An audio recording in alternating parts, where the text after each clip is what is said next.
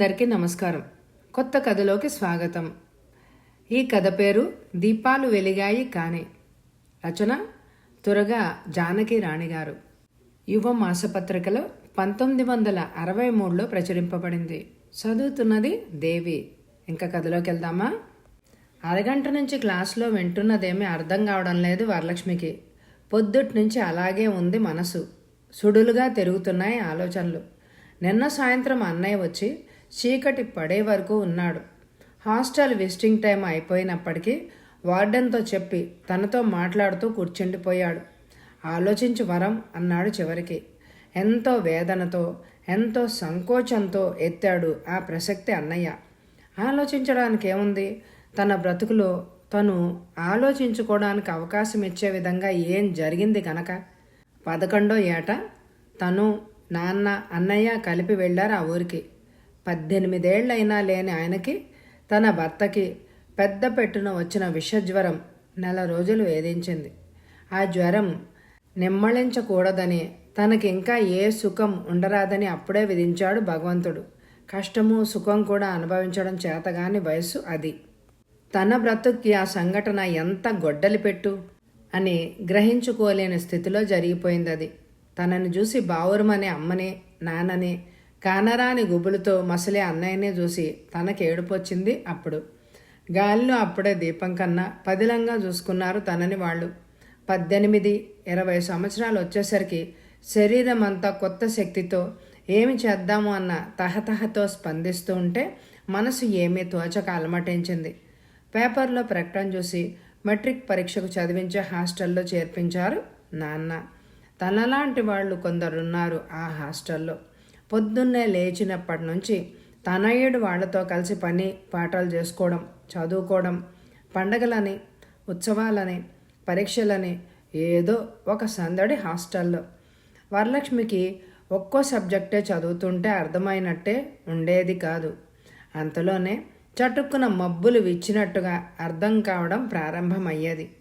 ఎన్ని విషయాలు ఉన్నాయి లోకంలో అని అనిపించేది కొన్ని పాఠాలు చదువుతుంటే. ఇంగ్లీషు చిన్న చిన్న మాటలు మాత్రమే వచ్చిన ఆమె 2 సంవత్సరాల్లో బాగా అందుకుంది. మెట్రిక్లో ఫస్ట్ క్లాస్ వచ్చింది. రిజల్ట్స్ వచ్చిన రోజున అన్నయ్యకి సంతోషంతో కళ్ళల్లో నీరు కమ్మింది. ఇంకేమిటి అన్న ప్రశ్న చెల్లెలి కళ్ళల్లో కనిపించింది అతనికి. మెరిసే ఆమె కళ్ళలోకి చూస్తే ఆమె ఏమి కోరుకుంటుందో స్ఫురించింది. శక్తి చాలదని అనుమానించిన తెగించి అడుగు ముందుకు వేశాడు అతను. 3 సంవత్సరాలుగా వరలక్ష్మికి జీవితం సందడిగా గడిచిపోయింది. తనకంటే వయసులో చిన్నవాళ్లే అయినప్పటికీ తోటి పిల్లలు ఎంత కలివిడిగా ఉంటున్నారని ప్రపంచం ఎంతో విశాలమైంది.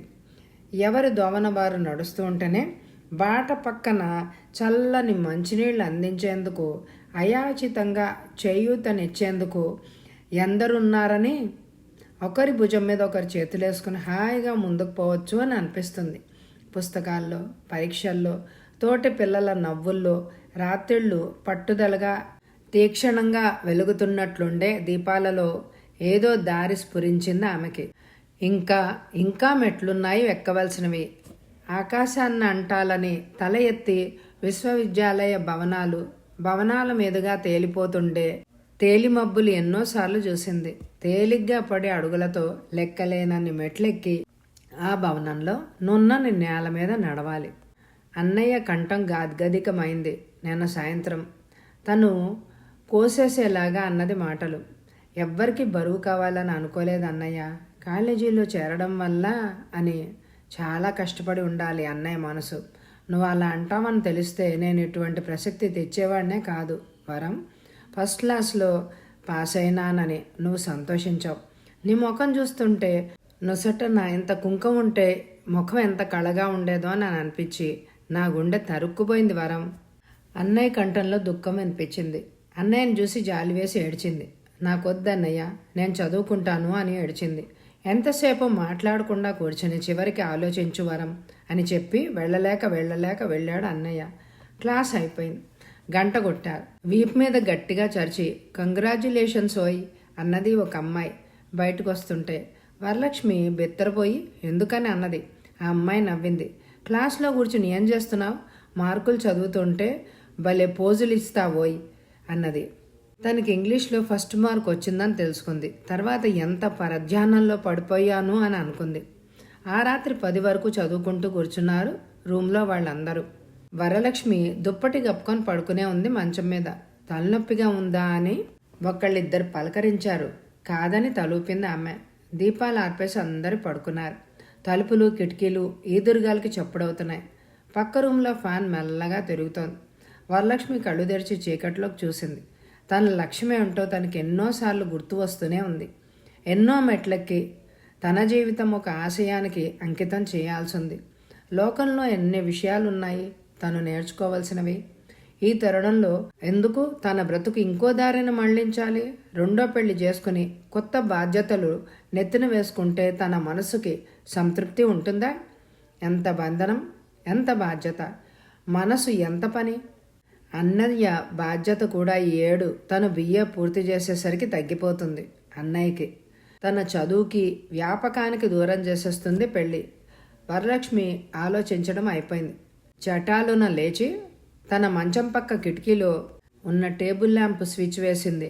దిండు కింద నుంచి కలం తీసుకుంది అన్నయ్యకి వ్రాసేయడానికి. పడక కుర్చీలో వాలి కిటికీలోంచి బయటికి చూసింది వరలక్ష్మి. పొద్దున్నే 7:30 నుంచి కాలేజీ ఉత్తరాల మీద సంతకాలు పెట్టడం ప్రారంభిస్తే సాయంత్రం 7ంటికి కొంచెం తెరిపి అనిపించింది పనికి. పరీక్షల రోజులు, కాలేజీ తెరిచిన రోజులు అయితే రాత్రి 10 కూడా అవుతుంది. ఈ హడావిడిలో పడితే అన్నయ్యకి కానీ మెడిసిన్ చదువుతున్న అన్నయ్య కూతురు కానీ ఉత్తరం రాయడమే పడడం లేదు. బద్ధకంగా ఉంది. కానీ ఉత్తరాలు రాసేయాలి అని అనిపించింది. లేచింది వరలక్ష్మి. డ్రాయర్లోంచి కవర్లు, లెటర్ ప్యాడ్ తీసుకుని టేబుల్ దగ్గర కూర్చుని పెన్ను కోసమని హ్యాండ్ బ్యాగ్ తెరిచింది. పెన్నుతో పాటు అందులో ఉన్న కవర్ కూడా చేతికొచ్చింది. చటుక్కున గుర్తొచ్చింది ఆమెకి. మధ్యాహ్నం వచ్చింది ఆ కవరు. తన పేరు మీద ఉన్నవన్నీ ఒక ప్యాడ్లో పెట్టి ఇచ్చేస్తారు ఆఫీస్ వాళ్ళు. ఈవేళ ఇదొక్కటే వచ్చింది. కృష్ణమూర్తి అని సంతకం చూడగానే తనకి ఎవరో అర్థం కాలేదు. కానీ ఆఫీస్ హడావిడిలోనే చటుక్కున గుర్తుకు వచ్చింది. మళ్ళీ ఉత్తరం తీసి చదివింది. మా అమ్మాయి నిన్న ఉద్యోగానికి ఇంటర్వ్యూకి వచ్చిన వాళ్ళలో ఉంది. చాలామంది వచ్చారని, మీరు కూడా సెలక్షన్ కమిటీలో ఉన్నారని చెప్పింది. మీకు దాన్ని పరిచయం చేస్తే బాగుంటుంది అని రాస్తున్నాను. మీకు చేతనైన సహాయం చేస్తారని ఆశ. ఇక్కడ 6 నెలలుగా ఉంటున్నాను. నేను మిమ్మల్ని కలుసుకుందామని ఈ మధ్య 1-2 సార్లు వచ్చాను. మీ తలుపులు వేసింది. ఎక్కడికో మీటింగులకి వెళ్ళారని అక్కడున్న ప్యూన్ చెప్పాడు. నా పేరు, అడ్రస్సు ఇవ్వలేదు. మీకు గుర్తు ఉంటానని నమ్మకం. నేను కృష్ణమూర్తిని. 19 ఏళ్ల క్రితం మిమ్మల్ని యూనివర్సిటీలో ఒక మధ్యాహ్నం పూట కలుసుకున్నాను. మర్నాడు సాయంత్రం హాస్టల్కి వచ్చాను. మీరు నాతో ఒక 10 నిమిషాలు మాత్రమే మాట్లాడారు. ఆ తర్వాత మరోసారి వస్తే నన్ను కలుసుకోనని కబురు చేశారు. గుర్తొచ్చి ఉంటుంది మీకు. ఇలా గుర్తు చేయాలని నాకు మొదట్లో అనిపించలేదు. కానీ జీవితంలో స్మృతులుగా మిగిలిపోయిన కొన్ని అంశాలు తలుచుకుంటే వాటిని చెరిపేసుకోవాలి అని అనిపించదు. నేను మిమ్మల్ని కలుసుకుని మా ఆవిడని, పిల్లల్ని పరిచయం చేయాలి అని అనుకున్నాను. కానీ నాకు ట్రాన్స్ఫర్ అయిపోయింది. రేపు రాత్రి బయలుదేరుతున్నాను. మరోసారి కలుసుకుంటాను. కృష్ణమూర్తి 20 ఏళ్ల జీవితంలో వెనక్కి అడుగులేసుకుంటూ వెళ్తే తారసపడే వ్యక్తి. ఆ సంఘటనలన్నీ అంతగా తనకి గుర్తున్నట్లు తెలియదు వరలక్ష్మికి. కానీ ఇప్పుడు స్పష్టంగా జ్ఞాపకం వస్తున్నాయి. లెక్చరర్స్కి ఆలస్యమైపోతుందని కంగారుగా ఉంది. బస్సు దిగి హడావిడిగా ఆర్ట్స్ కాలేజ్ మెట్లెక్కుతూ చుట్టూ చూసింది. ఎక్కడా ఒక్కరు కూడా లేరు. చాలా ఆలస్యమైపోయి ఉండాలి. 10ంటికి లెక్చర్ అయితే తను 10:15 కానీ బస్సు ఎక్కలేకపోయింది. వాచి ఆగిపోవడం వల్ల ఎంత చిక్కు వచ్చి పడింది అని అనుకుంటూ మెట్లెక్కింది. ఎక్కడా వరండాల్లో కానీ సెమినార్ హాల్ బయట కానీ ఒక్క మనిషి కనిపించలేదు. శబ్దం కూడా వినిపించలేదు. జంకుతూ లోపలికి తొంగి చూసింది. అంతా ఖాళీగా ఉంది. ఏమైనట్టు అందరూ? లెక్చర్ క్యాన్సిల్ అయిందా? పెద్ద టేబుల్స్ చివర చదువుకుంటూ ఒక అతను కూర్చుని ఉన్నాడు. వరలక్ష్మికి సంకోచం కలిగింది అతన్ని అడగడానికి. కానీ లెక్చర్ ఉన్నదో అయిపోయిందో తెలుసుకుంది ఎలా? ఏమండి, సెమినార్ లెక్చర్ అయిపోయిందా అండి అన్నది తను ముందుకెళ్ళి. అతను తలెత్తి చూశాడు. వాచి చూసి ఒక్క క్షణం ఆశ్చర్యంగా చూశాడు. ఇంకా అరగంట పైనే టైం ఉంది కదండి అన్నాడు. వరలక్ష్మి మరీ ఆశ్చర్యపోయింది. 10ంటికి కదూ, 10:30 దాటలేదు ఇప్పుడు అన్నది. అతను మళ్ళీ గడియారం చూసుకుని 9:25 అయింది ఇప్పుడు. మీరు టైం తప్పు చూసుకున్నట్టున్నారు అన్నాడు అని మెల్లగా నవ్వాడు. వరలక్ష్మికి అర్థమైంది అప్పుడు. బస్సులు, రోడ్లు, కాలేజీ అన్నీ అంతా నిర్జనంగా ఉండడానికి కారణం ఏంటో. పొద్దున్నే మబ్బుగా ఉండడం వల్ల టైం తెలియలేదు. టైం పీస్లో 8 అయ్యేసరికి తను 9 అయిందని అనుకుని కంగారు పడి తయారై వచ్చేసిందన్నమాట. ఆలస్యం అయిపోయిందని డైనింగ్ హాల్లోకి వెళ్ళి టిఫిన్ తీసుకోకుండా సరాసరి వచ్చేసింది. వరలక్ష్మికి నవ్వింది. పరధ్యానంగా గడియారం చూసి అలా అనుకున్నాను, తిరిగి చూడనే లేదు ఏ గడియారం వంక. తొందరపడి పరిగెత్తుకొచ్చాను అన్నది. అతను కూడా నవ్వారు. మీరు సోషియాలజీ గదు అన్నాడు. అవునని తలోపింది. పాలిటిక్స్ డిపార్ట్మెంట్లో లెక్చరర్గా కొత్తగా వచ్చిన కృష్ణమూర్తితో అది తన తొలి పరిచయం. ఆ తర్వాత అతన్ని ఎక్కువగా కలవనే లేదు. బెనారస్ వెళ్ళిపోయాడు అతను రీడర్గా కొద్ది కాలానికే. వరలక్ష్మి సోషియాలజీ ఎంఏ పూర్తి చేసింది. లెక్చరర్గా కొన్నాళ్ళు పనిచేసిన తర్వాత పాలిటిక్స్ ఎంఏ చదవాలి అని అనిపించింది. ఇంకో ఎంఏ చదివి పని చేయాలనే ఆలోచన వచ్చినా పాలిటిక్స్ చదవాలన్న కోరిక బాగా కలిగింది. బెనారస్కి వ్రాసింది సిలబస్ కోసం. ఎన్నాళ్ళకి జవాబు రాలేదు. 2 ఏళ్ల క్రితం బెనారస్ వెళ్ళిన కృష్ణమూర్తి గుర్తుకొచ్చాడు ఆమెకి. కొంచెం తటపటాయించే వ్రాసింది తనకి వివరాలు పంపమని అడుగుతూ. అతను జవాబు రాశాడు. అది కేవలం వివరాలు ఇవ్వమనడం కోసమే కాకుండా మళ్ళీ తన దగ్గర నుంచి జవాబు కోరేటట్టుగా వ్రాశాడు. జీవితం గురించి, స్నేహాల్ని గురించి ఏవేవో వ్రాశాడు. తనని జవాబు వ్రాయమని అడుగుతూ రాశాడు. వరలక్ష్మి 1 వారం పాటు ఉంచేసింది ఆ ఉత్తరాన్ని. చివరికి జవాబు రాసింది. అతను మళ్ళీ 2-3 ఉత్తరాలు రాశాడు. పరీక్షకు తప్పకుండా రమ్మని, అన్ని ఏర్పాట్లు చేస్తానని రాశాడు. కొన్ని ఎస్ఏలు తీసుకొని పంపాడు ఆమె చదువుకోవడం కోసం. వరలక్ష్మి వెంటనే జవాబు వ్రాసింది. అనవసరమైన చనువు తీసుకుంటున్నారు మీరు, నాకు ఇష్టం ఉండదు అని స్పష్టంగా వ్రాసింది. ఆ తర్వాత అతను రాయలేదు. ఆ వేసవి సెలవుల్లో ఆమె ఇంటికి వెళ్ళలేదు. పరీక్ష కట్టలేదు, కానీ కొన్ని పుస్తకాలు తెచ్చుకొని హాస్టల్లోనే చదువుకుంటూ ఉండిపోయింది. పరీక్షకి కట్టడానికి బెనారస్ వెళ్ళడానికి ఎందుకోనో ఆమె మనసు ఆతృత పడలేదు. ఒక మధ్యాహ్నం పూట యూనివర్సిటీ లైబ్రరీలో తను పుస్తకాల కోసం కార్డులు వెతుకుతోంది. కావాల్సిన కార్డు దొరకడం లేదు. నమస్కారం అండి అనడం వినిపించింది. ఉలిక్కిపడింది. కృష్ణమూర్తి చేతులు జోడించి నిలబడి ఉన్నాడు. నమస్కారం అంది. మీరు సెలవుల్లో ఇంటికి వెళ్ళలేదని మా ఫ్రెండ్ ఒకతను రాశాడు అన్నాడు అతను. అయితే తనను గురించి శ్రద్ధ పట్టి కనుక్కున్నాడన్నమాట అతను. వరలక్ష్మి కార్డుల కోసం వెతకడం మానేసి అల్లాగా అన్నది. అతను గడియారం చూసుకున్నాడు. 2 కావస్తోంది. కాఫీ తాగుదాం రండి, అలా వెళ్ళి అన్నాడు. వరలక్ష్మి తల అడ్డంగా తిప్పింది. నేను ఈ వేళప్పుడు కాఫీ తాగనండి, థ్యాంక్స్ అన్నది. అతను ఈ మాట అంతగా పట్టించుకోనట్లు, పోనీయండి, టీ తాగుదురు గాని, లేకపోతే ఏదో ఒకటి టిఫిన్ తీసుకుందరు గాని రండి అన్నాడు. ఆమె మాట్లాడకపోవడం చూసి, ప్లీజ్, చాలా రోజులు కలుసుకున్నాం కదా, కొంచెం మాట్లాడుకుందాం. ఇంతకీ మీరు పరీక్షకి ఎందుకు రాయలేదు ఈ ఏడాది అన్నాడు. లైబ్రరీలో ఎంతసేపు సంభాషణ జరపడం అసలు ఇష్టం లేదు ఆమెకి. అతను చాలా బలవంత పెట్టేలాగా ఉన్నాడు. పుస్తకాలు బ్యాగు తీసుకుని బయటికి వచ్చింది ఆమె అతడితో కలిసి. మెట్లు దిగుతుంటే మళ్ళీ అడిగాడు తను పరీక్షకి రాకపోవడం గురించి. ఊరికేనే, పైగా ధైర్యం చాలలేదు పరీక్ష రాయగలను అని అన్నది. అతను ఆమె చేసే పనిని గురించి, కాలేజీ గురించి, పరిస్థితుల గురించి ఏవో అడిగితే చెప్పింది ఆమె సమాధానం. క్యాంటీన్లో ఎవరూ జనం లేరు. టీ కూడా తయారుగా లేదన్నాడు అక్కడివాడు. బిస్కెట్లు ప్లేట్లో పెట్టి పట్టుకొచ్చాడు. కృష్ణమూర్తి ఒకటి తీసుకుని వరలక్ష్మి నోట్లో పెట్టుకుంది.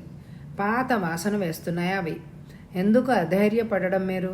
మీకు కావలసినవన్నీ చేయగలను నేను. అక్కడ ఒక 15 రోజుల పాటు ముందుగా వచ్చి ఉంటే కావాల్సినంత ధైర్యం సమకూర్చగలం మా డిపార్ట్మెంట్ వాళ్ళం అన్నాడతను నవ్వుతూ. ఆమె తల వంచుకుంది. పాలిటిక్స్ ఎంఏ కోసం శ్రమపడాలా వద్దా అని ఆలోచిస్తున్నాను. పిహెచ్డీకి అప్లై చేద్దాము అని అనుకుంటున్నాను ఈ ఆగస్టులో. సోషియాలజీ డిపార్ట్మెంట్లో ఎవ్వరూ రీసెర్చ్ వాళ్ళు లేరు, అందువల్ల నన్ను తీసుకోవచ్చు అన్నది. అతనికి వివరాలు చెప్పాలని కూడా అనిపించలేదు. బెజవాడ వెళ్తూ ఇలా వచ్చానని చెప్పాడు అతను. ఆమె ఊళ్ళోనే ఉందని రాయడం వల్ల కూడా రావాలి అని అనిపించింది అని అన్నాడు. ఆమెకి అతని మాటల్లోని అర్థం స్పష్టంగానే ఉంది, కానీ ముఖాన ఏమీ సమాధానం చెప్పడం చేతగాక వింటూ ఉండిపోయింది. అర్థం తనకి స్ఫురించినట్లే మాట్లాడింది. మాట్లాడిన 2 ముక్కలు ఇంకా లైబ్రరీకి వెళ్ళి చదువుకోవడం సాగేలాగా తోచలేదు. అతను తనకి వేరే పనేమీ లేదన్నాడు. వెళ్దామంటే వెళ్దాం, ఉందామంటే ఉందాం అన్నాడు. వరలక్ష్మి బస్సు ఎక్కింది. అతనితో పాటు హాస్టల్ దగ్గర దిగింది. అతను దిగాడు. గేటు వరకు వెళ్ళాక నమస్కారం అన్నదామె. అతను కూడా నమస్కారం చేశాడు. ఈ వేళప్పుడు విజిటర్స్ని రానివ్వరు కదా అన్నాడు. ఆమె రానివ్వరని చెప్పింది. మర్నాడు సాయంత్రం సన్న జల్లు పడింది. పసుపు పచ్చని ఎండ వచ్చింది వాన చినుకుల మధ్య. ఆ పచ్చని వెలుగులో చెట్ల నీడలు గోడల మీద పడుతూ ఉంటే చూస్తూ కూర్చుంది వరలక్ష్మి. ఆయా చీటీ పట్టుకొచ్చింది. విజిటరు ఎవరో వచ్చినట్టు. కృష్ణమూర్తి. వెళ్ళాలా వద్దా అని ఆలోచించింది. అతని ఉద్దేశం స్పష్టంగా తెలుస్తోంది. తనకు అటువంటి ఆలోచన ఉంటే 6 ఏళ్ల క్రితమే అన్నయ్య చెప్పినప్పుడే వినేది కదా. అతనితో మాట్లాడి పంపించేయాలి. నిట్టూర్చి బయటకు వచ్చింది. రూమ్ తలుపు చేరవేసి అతను కూర్చుని ఉన్నాడు. ఇంకెవ్వరూ విజిటర్స్ లేరు. సెలవులు కావడం వల్ల. పొగడు చెట్టు కింద టేబుల్ మీద రిజిస్టర్ అలా వదిలేసి అసిస్టెంట్ వార్డెన్ ఎక్కడికో వెళ్ళింది. తడిసిన రిజిస్టర్ తుడిచి మూసేసి పట్టుకెళ్తోంది ఆయా. అతను లేచి నిలబడ్డాడు. డిస్టర్బ్ చేశానా అన్నాడు. మామూలుగా చేసే నమస్కారం కూడా లేదు పలకరింపులో అని గమనించింది ఆమె. లేదు, కూర్చోండి అంది. అతను కూర్చున్నాడు. కొంచెంసేపు ఇద్దరూ మాట్లాడలేదు. నేను బెజవాడ వెళ్తూ దారి కాకపోయినా ఇక్కడికి ఎందుకు వచ్చానని అనుమానం కలగలేదు మీకు అన్నాడు చిరునవ్వుతో. వరలక్ష్మి అతని వంక చూసింది. ఎందుకు వచ్చారో నాకేం తెలుస్తుంది? నేను ఆలోచించలేదు దాని గురించి అన్నదామె. అతను రెప్ప వాల్చలేదు. చిరునవ్వుతోనే అన్నాడు మళ్ళీ. మీకోసం వచ్చానంటే అర్థమవుతోంది కదూ మీకు అని. ఆమె చూపు అతని ముఖం మీదనే నిలిచింది. అర్థం అవుతోంది, కానీ ఇంతవరకు మీకు రాశాను. అనవసరమైన చనువు తీసుకోవడం నాకు ఇష్టం లేదు అని. మీకు ఉత్తరం అందింది అని అనుకుంటున్నాను అన్నది. అందింది. ఉత్తరాల్లో ఏమీ వ్రాయడానికి తోచలేదు. నేను చిలిపితనానికి వ్రాయలేదు మీకు ఉత్తరాలు. నేను ఇక్కడికి రావడం కూడా చిన్నతనంగా ప్రవర్తించాలని కాదు. అతని కంఠం ఆవేశంతో కొంచెం బొంగురుగా వినిపించింది ఆమెకి. నాకు పెళ్లి కాలేదు. చేసుకోవాలని ఉద్దేశం ఎన్నాళ్ళు కలగలేదు. మిమ్మల్ని చూసే వరకు కలగలేదు. మిమ్మల్ని గురించిన వివరాలన్నీ నాకు తెలుసు. వరలక్ష్మి కొంచెం ఇబ్బందిగా కదిలింది. ఆమెకి ఈ సంభాషణ పొడిగించాలి అని అనిపించలేదు. మీరు చాలా పొరపడుతున్నారు కృష్ణమూర్తి గారు. నాకు పెళ్లి చేసుకోవాలన్న ఉద్దేశమే లేదు. మీరు నిష్కారణంగా ఇంత దూరం వచ్చారు. ఇంకా ఎన్నో చెయ్యాల్సినవి ఉన్నాయి నాకు జీవితంలో. పెళ్లి చేసుకోవాలన్న ఆలోచన నాకు ఎప్పుడూ లేదు. స్పష్టంగా విడివిడిగా ఉన్న ఈ వాక్యాలు అతడు విన్నాడు. 10 నిమిషాల సేపు మాట్లాడలేదు అతను. ఆమె కూడా ఏమీ అనలేదు. లేచి వెళ్ళిపోదామని అనిపించినా అతనికి మనసులో కలవరంగా ఉందేమోనని కూర్చుండిపోయింది. అతను తలెత్తి ఆమె కళ్ళలోకి చూశాడు. మీరు చేయదలుచుకున్నవన్నీ చేయడానికి నేను అభ్యంతరం పెడతానని అనుకోకండే. నేను చాలా ఆలోచించి ఏ దారి తోచక వచ్చాను. ఇలా మీరు చాలా తొందరపడి సమాధానం చెప్పేశారు. నన్ను గురించి, నా సుఖం గురించే కాకుండా మిమ్మల్ని గురించి కూడా నేను ఆలోచించాను. అలా సమాధానం ఇవ్వద్దు. నా మాట వినిపించుకోండి. అంత పట్టుదలగా అతను అనే మాటలు చిరాకు కలిగిస్తున్నాయి ఆమెకు. లేచి నిలబడింది. మీకు నా అభిప్రాయం చెప్పాను. అంతకంటే ఆలోచించేది ఏమీ లేదు. నన్ను క్షమించి ఇంక వెళ్ళిపోండి కృష్ణమూర్తి గారు. నేను చిన్న పిల్లను కాదు ఏదో ఒకటి అనేయడానికి. అనవసరంగా మీరు ఒకటి అనడం, నేను ఒకటి సమాధానం చెప్పడం, అదంతా ఎందుకు చెప్పండి. మీరు వెళ్ళిపోండి. నమస్కారం. అతను లేవలేదు, కూర్చునే ఉన్నాడు. అతను ఏమైనా సమాధానం చెప్తాడేమోనని మళ్ళీ ఒకసారి నమస్కారం, క్షమించండి అని చెప్పి వెనక్కి తిరిగి గబగబా నడిచింది వరలక్ష్మి. ఆ రాత్రి కొంచెంసేపు అతని గురించి ఆలోచన వచ్చింది. తను చేయాలనుకున్నదేంటి? తనకి తారసపడే మనుషులు, వాళ్ళ ఆలోచనలు ఏంటి? చిన్ననాడే తన జీవితం అందరు స్త్రీలలాగా కాకుండా వేరొక దారిన పడే స్థితి భగవంతుడు కల్పించాడు. సంసారంలో పడి ఆ ఒడిదుడుకులన్నీ అనుభవించాలని తనకి మనసులో లేదు. పిహెచ్డీ చేయాలి, ఎలాగైనా డాక్టరేట్ తీసుకోవాలి. ఎంత ఇష్టంగా ఉంటాయి ఆ పుస్తకాలు. తన మేధస్సునంతా కేంద్రీకృతం చేసి చదువు కోసం వినియోగించాలి. ఎంతమంది పిల్లలు కాలేజీల్లో పువ్వుల్లాంటి పిల్లలు. వాళ్ళు తనంటే చూపించే గౌరవం, ఆపేక్ష, తను మాట్లాడితే వాళ్ళు పడే సంబరం, ఇవన్నీ చాలు తనకి. వరలక్ష్మి ఆ రాత్రి సుఖంగా నిద్రపోయింది. గమ్యస్థానం చేరే రైలు ఎక్కి పడుకున్న ప్రయాణికుడిలాగా. మర్నాడు సాయంత్రం విజిటర్స్ని రానివ్వరు. మూడో నాడు సాయంత్రం కృష్ణమూర్తి వచ్చాడు. కలుసుకోలేనని క్షమించమని వ్రాసి పంపించింది వరలక్ష్మి. అల్లా అతనితో పరిచయం తెంపేసుకుంది వరలక్ష్మి. ఇంత స్పష్టంగా ఎందుకు గుర్తున్నాయి ఇవన్నీ? అతని కళ్ళు, చూపు కూడా గుర్తుకొస్తున్నాయి ఇప్పుడు. అతని ఉత్తరం మళ్ళీ విప్పి చూసింది. మామూలుగానే రాశాడు, కానీ తనకి ఆ అక్షరాల్లో ఏంటో కనిపిస్తోంది సుపరిచితంగా. రాత్రంతా గాల్లో ఉండిపోయిన పూలు తెల్లారేసరికి వాసన పోయి వెలవెలబోతాయి. వాసన లేని పువ్వులాగా ఉన్నాయి తన ఆలోచనలు. వరలక్ష్మి ఉత్తరం మరిచి కవర్లో పెట్టేసింది. ఈ రాత్రి గడిచిపోతుంది, తెల్లవారుతుంది. కాగితాలు, పిల్లలు, సమస్యలు, లెక్చరర్సు, ప్రిన్సిపాల్గా తన విధి నిర్వహణ ఎలా చేయాలో తనకి బాగా తెలుసు. ఒక వరవడిలో జరిగిపోతాయి పనులు. జీతాలు, పరీక్షలు, లెక్చర్లు, పుస్తకాలు, మళ్ళీ పుస్తకాలు, లెక్చర్లు. ఇవే ఇంతేనా? అవే ఎన్ని సంవత్సరాలు గడిచినా అవే. లోకంలో ఎన్నో విషయాలు జరుగుతున్నాయి. అవి తను తెలుసుకుంటోంది.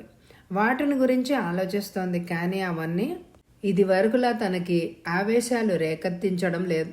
తనకి సంబంధించకుండా జరిగేవన్నీ తన మనసుకి పట్టడమే లేదు. పుస్తకాల్లో, పత్రికల్లో, పరీక్షల్లో ఆనందం ఉంది, కానీ తనవి కావు అవన్నీ. తన బ్రతుక్కి ఏమీ కావు అవన్నీ. పెద్ద పెద్ద బీర్వాల్లో నిశ్శబ్దంగా ఉండే ఆ విషయాలు తనకేమీ కావు. ఏమిటి బ్రతుకులో లక్ష్యం? ఈ ప్రశ్న 30 ఏళ్ల క్రితం వేస్తే సమాధానం తెలుసు వరలక్ష్మికి. 25 ఏళ్ల క్రితం అన్నయ్య వచ్చి పెళ్లి చేసుకోమని బ్రతిమలాడినప్పుడు స్పష్టంగా చెప్పింది సమాధానం. ఆ తర్వాత కృష్ణమూర్తికి ఖచ్చితంగా చెప్పింది. ఇప్పుడు చీకటి కమ్ముకుంటున్న ఈ సాయంత్రం వేళ వరలక్ష్మి బెత్తరపోతోంది ఈ ప్రశ్నకి. అదృశ్యంగా ఎవరో తనని నిలబెట్టి, నీ లక్ష్యమేమిటి, ఎవరి కోసం నీ బ్రతుకు అని అడుగుతూ ఉంటే జవాబు తోచక తడబడుతోంది ఆమె. వరలక్ష్మి లేచి నిలబడింది. ఇదివరకు ఎవరో తలుపు దగ్గరకు వచ్చి నిలబడ్డారు. ఆప్యాయంగా పిలిచి ఆ గుమ్మానికి తోరణం కట్టాలని వచ్చారు. కానీ తలుపులు వేసేసింది. కృష్ణమూర్తి వ్రాసినట్లు తలుపులు వేసేసింది. ఇప్పుడు తలుపు తెరవలేదు తను. గాలి కూడా చొరపడకుండా, పిలుపు వినరాకుండా మూసేసింది. వాళ్ళు తిరిగి వెళ్ళిపోయారు. ఇప్పుడు చలిగాలి వేస్తూ చీకట్లు మూసుకుంటున్న సంధ్య వేళ బార్లా తలుపు తెరిచింది తను. వరలక్ష్మి అని ఎవరో రహస్యంగా తలుపు దగ్గర పిలుస్తున్నారు అని అనిపించింది. కానీ లేదు, ఎవ్వరూ పిలవరు. చీకటి తప్ప ఏమీ కనపడలేదు తెరుచుకున్న తలుపులోంచి. లోపల తను ఎన్ని దీప తోరణాలు వెలిగించి స్వాగతమిస్తేనేమే ఎవ్వరూ రారు, ఎవ్వరూ రారు. కథ సమాప్తం. ఈ కథ మీకు నచ్చిందండి? అయితే తప్పకుండా లైక్ చేయండి. ఇదివరకు చదివిన కథలు, నవలలు, ఎపిసోడ్స్ ఎండ్ స్క్రీన్లో ఉంటాయి. తప్పకుండా స్కిప్ చేయకుండా వినండి. అలాగే నా ఛానల్కి లైక్ చేస్తున్న ప్రతి ఒక్కరికి పేరు పేరున ధన్యవాదాలు తెలియజేసుకుంటున్నాను. Thank you very much my dear friends.